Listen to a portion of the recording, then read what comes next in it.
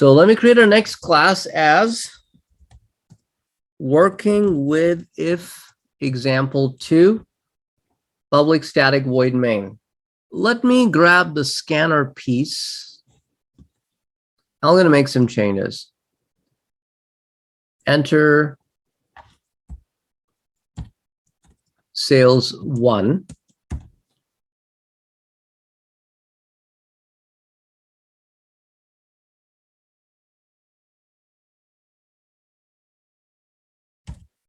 The highest of the 2 sales.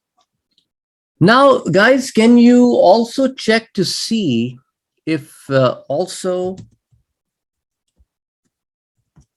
check for same sales amount? So also check to see if sales amount is the same as opposed to only displaying the highest.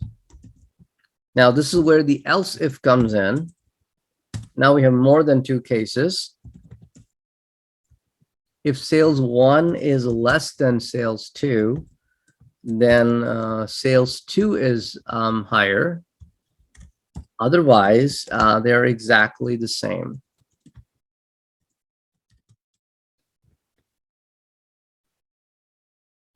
And please test to make sure that it is working fine.